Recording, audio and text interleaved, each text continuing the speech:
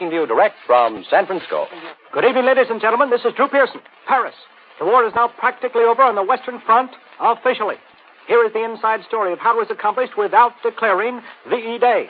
When the German leaders refused to deal with the Russians or surrender to them, someone in the Western High Command surrendered to the Russians. There was no reason why they couldn't surrender front by front. In other words, the German commander facing General Devers along the River Elbe could surrender to him. And the German commander facing Marshal Montgomery along the Hamburg-Bremen front could surrender also to him. These fronts have been divided up at the demand of the Russians, who insisted that we not go beyond the River Elbe. Therefore, with each front carefully roped off, it was decided that there was no need of our wasting more British and American lives if the German commanders opposite us wanted to surrender. However, VE Day and the official end of the entire European war must wait for the end on the Russian front also. The Red Army is rapidly mopping up the few remaining pockets, and VE Day should come very soon. Allied headquarters, Paris. Hitler's doctor, Major Erwin Geising, has just captured by the American Army, denies emphatically that Hitler could have died of cerebral hemorrhage. Dr. Geising took care of Hitler when he was wounded from a bomb last July, and says he could easily identify him from the scars. There have now been two different official versions of Hitler's death. Personally, I won't believe either version unless the body is found. The easiest way for any criminal to escape is to put out the story that he is dead. Chongqing. The United States has received a new peace feeler from Japan. However, it does not involve unconditional surrender. There is no way of telling what is behind this peace feeler except this. Premier Suzuki and the entire Japanese moderate class are simply scared to death over the fall of Germany. They would like desperately to work out a negotiated peace. Suzuki has secretly begun reshuffling all Jap military commanders so that men personally loyal to him will be in command.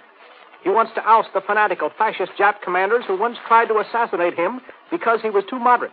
Apparently, Suzuki is making the secret reorganization so that if Japan does decide to surrender, he won't be faced with fanatical commanders in the front lines who refuse to lay down their arms the same way some Nazis did in Germany. Hollywood. Some movie houses are holding back against showing the atrocity pictures of how the Nazis starved innocent civilians. They are afraid unpleasant pictures will make the American public quit going to the movies. However, in my opinion, the American people not only can take it, but should take a second or even third look at these pictures whenever they hear any appeasers proposing a soft peace. The War Department.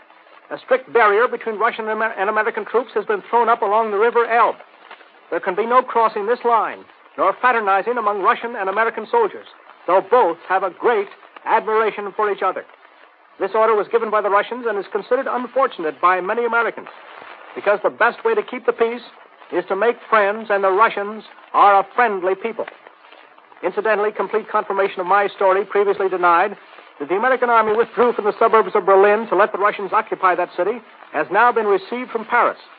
Not only has the Associated Press carried confirmation, but Supreme Allied Headquarters.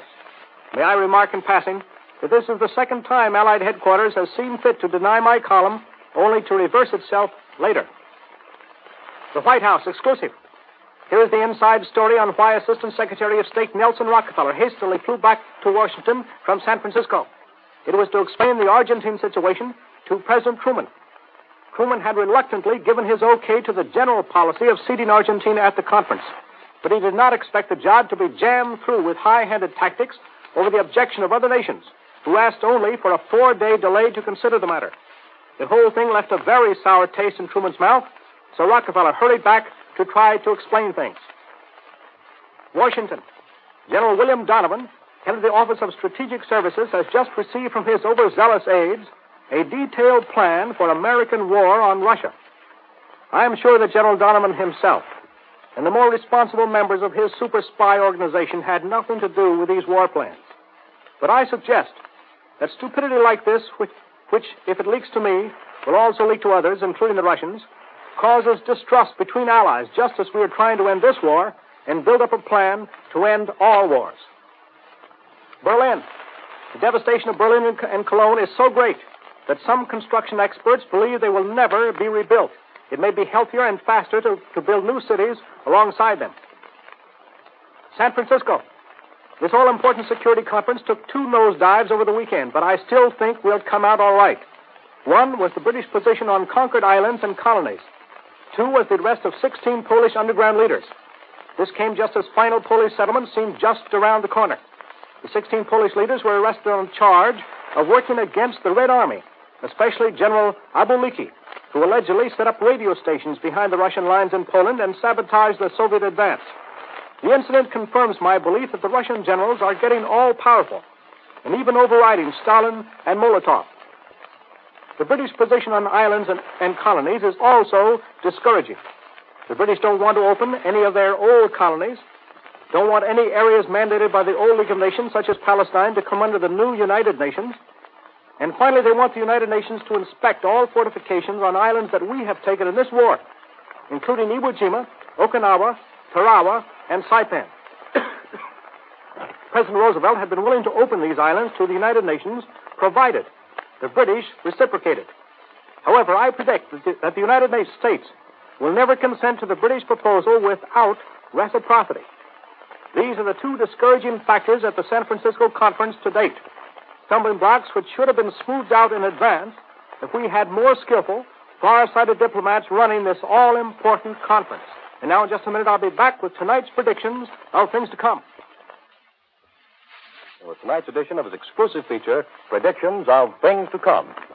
Prediction number 1, the Truman administration's first big shakeup. I predict that several high-ranking figures in Washington will soon be transferred or lose their jobs. 1, ex-Senator Gillette of Iowa will resign as chairman of the Surplus War Property Board.